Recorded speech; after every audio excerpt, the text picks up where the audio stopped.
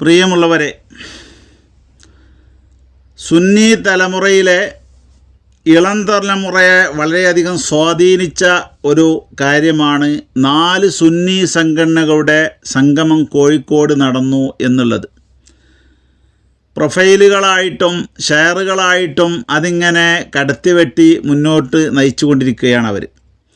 സുന്നി ഐക്യം എന്ന് പറയുന്നത് വളരെയധികം താല്പര്യമുള്ള വിഷയമാണ് എന്നൊരു സതുദ്ദേശത്തോടു കൂടെയായിരിക്കും അവരിതൊക്കെ ചെയ്യുന്നത് എന്നാണ് മനസ്സിലാകുന്നത്. എന്നാൽ സുന്നി ഐക്യവും സുന്നികളുടെ സംഗമവുമൊക്കെ ഉണ്ടാകുന്നതിന് വ്യക്തമായ കാഴ്ചപ്പാടും നയരേഖകളും ആവശ്യമാണ് എന്ന് ചിന്തിക്കാതെ രണ്ട് സംഘടനയിൽപ്പെട്ട ആളുകൾ എവിടെയെങ്കിലും ബസ് സ്റ്റാൻഡിലോ കല്യാണപ്പുരയിലോ നോമ്പുതുറയിലോ കണ്ടെത്തിയാൽ അവിടെ പ്രൊഫൈലാക്കി ഐക്യം വിളമ്പുന്ന, ഐക്യത്തിൻ്റെ പ്രാധാന്യം എന്താണ്, എങ്ങനെയാണ് ഐക്യം ആവുക എന്നതിനെക്കുറിച്ചൊന്നും ബോധമില്ലാത്ത പുതിയ തലമുറയാണ്, വിശിഷ്യ നമ്മുടെ കൂട്ടത്തിൽപ്പെട്ട തലമുറയാണ് ഇതൊക്കെ ആഘോഷിച്ചുകൊണ്ടിരിക്കുന്നത്. അവരെ കുറ്റം പറയാൻ വയ്യ. എങ്ങനെയെങ്കിലും ഐക്യം ആയി കിട്ടിയെങ്കിൽ നന്നായിരുന്നു എന്ന സതുദ്ദേശം ഉള്ളിലുണ്ടായിരിക്കാം. പക്ഷേ 4 സുന്നി സംഘടനകളുടെ സംഗമം നോമ്പിൻ്റെ മുമ്പത്തെ ദിവസം കോഴിക്കോട് സംഘടിപ്പിച്ചു.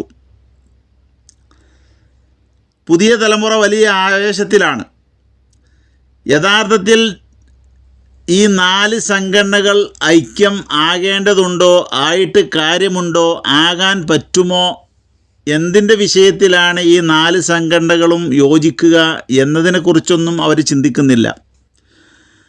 സുന്നികളുടെ ഒരു നയപരമായ കാര്യത്തിൽ ഈ 4 സംഘടനകളെയും ഒരേ അർത്ഥത്തിൽ യോജിപ്പിക്കാൻ ഒരിക്കലും കഴിയില്ല എന്നത് മനസ്സിലാക്കാതെയാണ് ഈ ഷെയറിങ്ങും പ്രൊഫൈലിങ്ങും.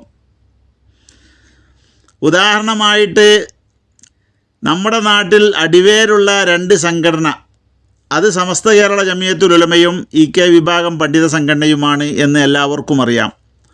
ആ 2 സംഘടനകൾ തമ്മിൽ അഭിപ്രായ വ്യത്യാസങ്ങളുണ്ട്. അത് പറഞ്ഞു തീർത്ത് ഐക്യമായാൽ കേരളം തന്നെ രക്ഷപ്പെട്ടു.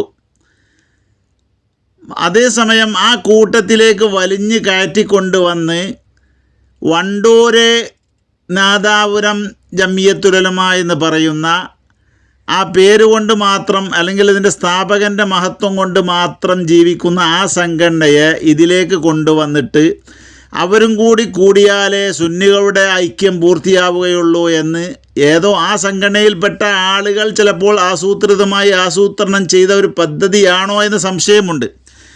കേരളത്തിലെ സുന്നികളിൽപ്പെട്ട 1% പോലും പിന്തുണയില്ലാത്ത അവർ ഇവിടെ വന്ന് ഇതിൽ ചേർന്നാൽ മാത്രമേ ആദർശമാകൂ, സുന്നിയാകൂ, ഐക്യമാകൂ എന്ന് ശഠിക്കുന്നത് ചരിത്രം പഠിക്കാതെയുള്ള വിലയിരുത്തലാണ്. യഥാർത്ഥത്തിൽ അവർക്കും സുന്നത്ത് ജമാഅത്തിൻ്റെ ഇതര കക്ഷികളെക്കുറിച്ചുള്ള തീരുമാനത്തിൽ യാതൊരു ഉറപ്പും ഇതുവരെ ഉണ്ടായിട്ടില്ല. സദഖത്തുല്ലാ മുസ്ലിയാർ നവറല്ലാഹു മർക്കദഹു മഹാനവറുകളുടെ കാലത്ത് തീരുമാനമെടുത്തതാണ് തബ്ലീഗ് ജമാഅത്ത് ബിദ്അത്തിൻ്റെ പ്രസ്ഥാനമാണ് എന്ന്. പക്ഷേ അത് ഈ പുതിയ തലമുറക്ക്, ഇപ്പോൾ അത് കൊണ്ടു നടക്കുന്ന ഒരാളുണ്ടല്ലോ, അദ്ദേഹത്തിനും അദ്ദേഹത്തിൻ്റെ ആളുകൾക്കും അത് ബോധ്യപ്പെടുന്നില്ല. പക്ഷേ നമ്മുടെ തലമുറ, അദ്ദേഹം ഈ അടുത്തായി ചേളാരി വിഭാഗത്തിനെക്കുറിച്ച് കുറേ പ്രസംഗങ്ങളൊക്കെ നടത്തിയപ്പോൾ അതിലാവേശം കൊണ്ട് എന്താണ് അതിൻ്റെ പിന്നിലുള്ളതായ വിഷം എന്ന് മനസ്സിലാക്കാതെ അത് ഷെയർ ചെയ്ത് അദ്ദേഹത്തിൻ്റെ ഉപാസകനായി മാറുകയാണ് ചെയ്തത്. അതോടുകൂടെ തന്നെ നമ്മുടെ നാട്ടിൽ പ്രചാരമുള്ള താജുൽ ഉലമ എന്നുള്ളത് ബഹുമാനപ്പെട്ട ഉള്ളാൾ തങ്ങളാണ് എന്ന് നമുക്കെല്ലാവർക്കും അറിയാം. അതേസമയം അവരുടെ സദഖത്തുള്ള മുസ്ലിയാരും താജുൽ ഉലമ എന്ന് അവർ വിളിച്ചിരുന്നു. അത് സുന്നികളിൽപ്പെട്ട 1% ഉള്ളൂ എന്നതുകൊണ്ട് പുറത്തേക്ക് കേട്ടിരുന്നില്ല. അപ്പോൾ നമ്മളെ താജുൽ ഉലമ എന്ന് പറഞ്ഞത് ഉള്ളാൾ തങ്ങളെ പറ്റിയാണ് എന്ന് തെറ്റിദ്ധരിച്ചാണ് നമ്മുടെ തലമുറ അദ്ദേഹത്തെ പൊക്കി വെക്കാനും അദ്ദേഹത്തിനെ മുന്നോട്ട് കൊണ്ടുവരുവാനൊക്കെ ശ്രമിക്കുന്നത്. പക്ഷേ അതുകൊണ്ടൊന്നും പ്രയോജനമില്ല. 1% 100%ൻ്റെ 1% പോലും പിന്തുണയില്ലാത്ത, അണികളില്ലാത്ത ആ സമൂഹത്തെ മൊത്തത്തിലുള്ള സുന്നി ഐക്യത്തിലേക്ക് കൊണ്ടുവരേണ്ട ആവശ്യം തന്നെയില്ല. അവർക്ക് മെജോറിറ്റിയും അവർക്ക് വേദിയും അവർക്ക് വലിയ വലിയ സദസ്സുകളെ അഭിസംബോധന ചെയ്യാനുള്ള ഒരു അവസരവും നമ്മൾ ഇങ്ങനെയൊക്കെ ഗതികെട്ട് ഉണ്ടാക്കി കൊടുക്കേണ്ട ആവശ്യം ഇല്ല. പിന്നെ അതിൽപ്പെട്ട മറ്റൊന്ന് ദക്ഷിണ കേരള ജമിയത്തുൽ ഉലമ എന്നുള്ളതാണ്. ദക്ഷിണയെ സംബന്ധിച്ചിടത്തോളം അതിൻ്റെ രൂപീകരണ കാലഘട്ടത്തിൽ നമ്മുടെ പല പണ്ഡിതന്മാരുടെയും നിർദ്ദേശപ്രകാരം ആ ഭാഗത്ത് പ്രവർത്തിക്കാൻ സുന്നത്ത് ജമാഅത്തിന് സജീവമായി പ്രവർത്തിക്കാനുണ്ടാക്കിയ ഒരു സംഘടന എന്നാണ് നമ്മുടെ നേതാക്കന്മാർ പറഞ്ഞതായി കേട്ടിട്ടുള്ളത്. അതിലിപ്പോഴും യഥാർത്ഥ അഹ്ലു സുന്നത്തി വൽ ജമാഅത്തിനെ 100% അംഗീകരിക്കുന്ന, അതിലൂടെ നീങ്ങണമെന്ന് ആഗ്രഹിക്കുന്ന പണ്ഡിതന്മാരുണ്ട്. പക്ഷേ ആ സംഘടനയും ബിദ്അത്ത് സംഘടനകളുമായി വളരെയധികം ഐക്യത്തിലും യോജിപ്പിലുമാണ്. മാത്രമല്ല അവരിൽപ്പെട്ട പലരും തബ്ലീഗുമായി ബന്ധമുള്ളവരും ആ ആശയക്കാരും തബ്ലീഗിനെ എതിർക്കുമ്പോൾ ഇവർക്ക് വേദനിക്കുന്ന രീതിയിലുള്ള ആളുകളുമാണ്. അതുപോലെ ജമാഅത്തെ ഇസ്ലാമിയെ എതിർക്കുമ്പോൾ അവർക്കത് ദഹിക്കുന്നില്ല.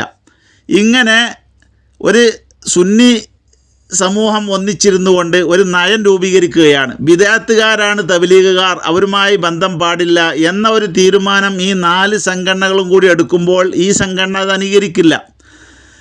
അതുപോലെ അതിൻ്റെ താഴെ കണ്ട് തന്നെ സംസ്ഥാന എന്ന് പറയുന്ന ആ സംഘടനക്കും അതിനോട് യോജിപ്പില്ല. ഇങ്ങനെ നയപരമായി സുന്നികൾ എടുക്കേണ്ട ഒരു തീരുമാനത്തിൽ പോലും ഈ 2 സംഘടനകൾക്കും യോജിപ്പില്ല എന്നതുകൊണ്ട് അവരെ ഇത്തരത്തിലുള്ള ഐക്യസംഗമങ്ങളിലേക്ക് ക്ഷണിക്കുന്നവരാണ് യഥാർത്ഥത്തിൽ മൂഢന്മാർ എന്നാണ് ഞാൻ മനസ്സിലാക്കുന്നത്. യഥാർത്ഥത്തിൽ സമസ്ത കേരള ജമിയത്തുൽ ഉലമയും EK വിഭാഗവും ഒരേ പ്രസ്ഥാനത്തിൻ്റെ പഴയ പതിപ്പായിരുന്നു എന്നതുകൊണ്ട് ഈ ബിദ്അത്തുകാർക്കെതിരെയുള്ള തീരുമാനത്തിനൊക്കെ അതിൽ യഥാർത്ഥമായി ഉറച്ചു നിൽക്കുന്ന ആ 2 സംഘടനയിലുമുള്ള എല്ലാവർക്കും യോജിപ്പാണുള്ളത്. അപ്പോൾ യഥാർത്ഥത്തിൽ ഇവിടെ ഐക്യം വേണ്ടതും അവർ തമ്മിലാണ്. പക്ഷേ ഈ ഐക്യത്തിലേക്ക് മറ്റുള്ളവരൊക്കെ കടത്തിക്കൂട്ടിയിട്ട് അവർക്കും കൂടി എല്ലാ പേജും സ്റ്റേജും ഒരുക്കി കൊടുക്കുന്ന ഈ പരിപാടി നമ്മുടെ പുതിയ തലമുറ അതിൻ്റെ പിന്നിലുള്ള രഹസ്യങ്ങൾ മനസ്സിലാക്കാതെയാണ് മുന്നേറുന്നതെങ്കിൽ അവരത് തിരുത്തണം എന്നാണ് നമുക്ക് അറിയിക്കാനുള്ളത്. ഇപ്പോൾ ഇവിടെ നടക്കുന്ന ഈ ചർച്ചകളൊക്കെ തന്നെ താഴേക്കിടയിലുള്ള ചർച്ചകളാണ്. 1ാം നിര നേതാക്കന്മാർ 2 മുശാവറയിലും പെട്ട 4 ആളുകളെ വീതം തിരഞ്ഞെടുത്ത് ചർച്ചയ്ക്ക് ഇരുത്തുകയും ആ ചർച്ചയെ രാഷ്ട്രീയക്കാരൻ വന്നുകൊണ്ട് കൊല ചെയ്യുകയും ചെയ്ത് അലസിപ്പിരിഞ്ഞ ആ ചർച്ചയാണ്. അതിന് നേതൃത്വം നൽകിയിരുന്ന ഒരാൾ, അതുപോലെ ചില ആളുകളാണ് ഇപ്പോൾ ഇതിന് രംഗത്തുള്ളത് എങ്കിലും, മധ്യസ്ഥന്മാരായ രംഗത്തുള്ളത് എങ്കിലും 1ാം നിര എങ്ങനെ പരാജയപ്പെട്ടു എന്ന് വിശദീകരിക്കാതെ ഇങ്ങനെ താഴേക്കടയിലുള്ള കുറച്ച് ആളുകളെ കൊണ്ട് ഐക്യശ്രമം നടത്തിയത് അവർക്ക് വേറെ ജോലിയില്ലാത്തത് കൊണ്ടാണ് എന്ന് തോന്നിപ്പോകും.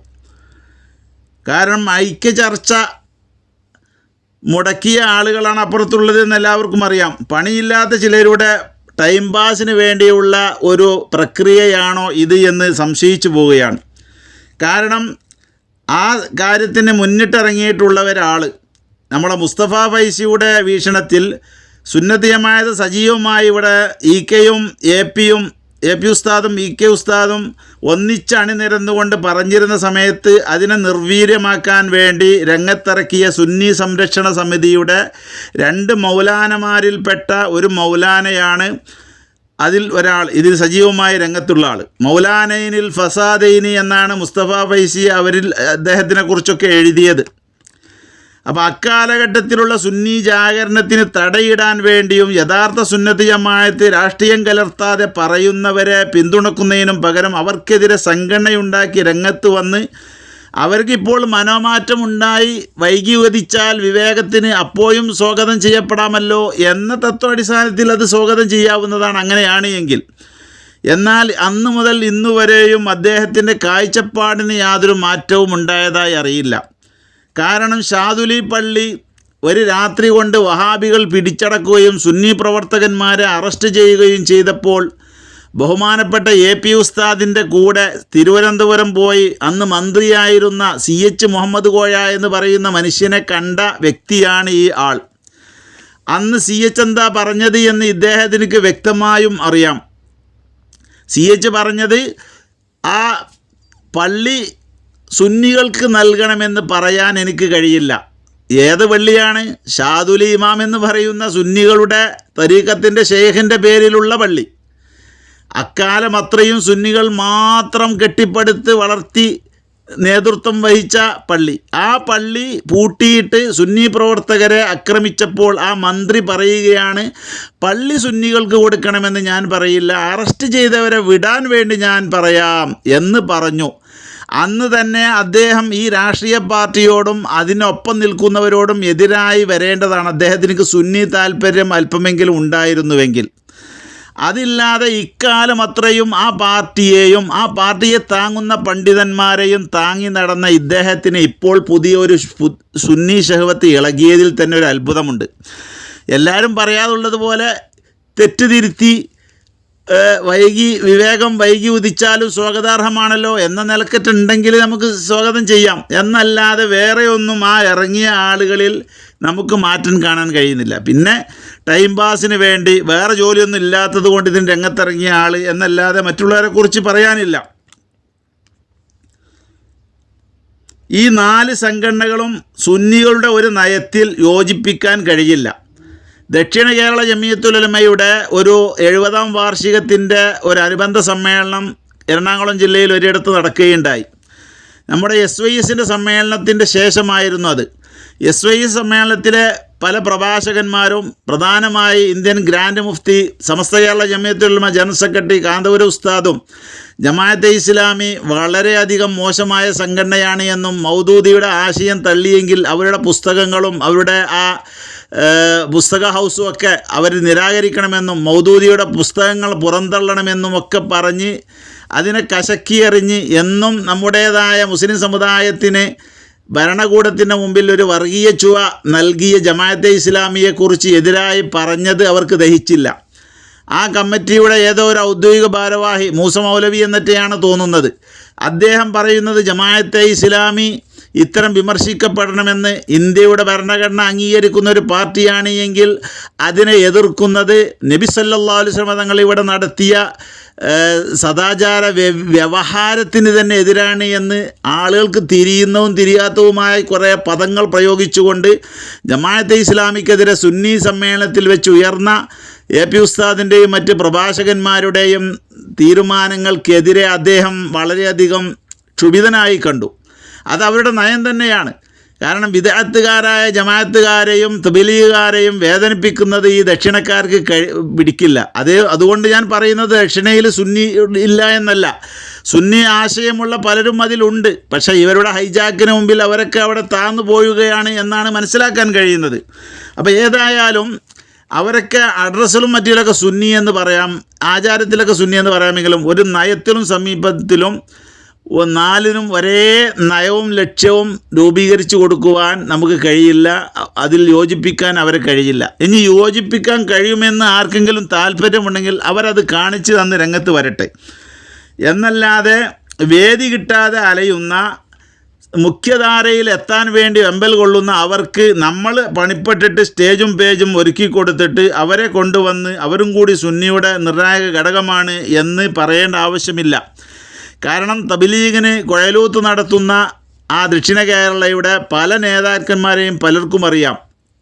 ആ രീതിയിൽ പോകുന്ന ആ സംഘടനയുമായി സുന്നിയുടെ നയപരമായ കാഴ്ചപ്പാടിൽ നമുക്ക് യോജിക്കാൻ കഴിയില്ല. മൊത്തത്തിൽ അവർ സുന്നി തന്നെയാണ്, സുന്നി ആചാരം തന്നെയാണ് ചെയ്യുന്നത് എന്നൊക്കെ പറയാമെങ്കിലും നമ്മുടെ നയാവിഷ്കരണങ്ങളിലും മറ്റുമൊക്കെ അവരെ പങ്കാളിത്തം ആക്കുന്ന രീതിയിൽ ഒരു ഐക്യ ഫോർമുല രൂപപ്പെടുത്താൻ കഴിയില്ല. കഴിയുമെന്ന് താല്പര്യമുള്ളവരും അറിവുള്ളവരും അതിന് സാധിക്കുമെന്ന് വാദിക്കുന്നവരുണ്ടെങ്കിൽ അവർ രംഗത്ത് വന്ന് അതിൻ്റെ നയപരിപാടികളും അതിൻ്റെ രൂപരേഖയും വിശദീകരിക്കുകയാണ് വേണ്ടത്.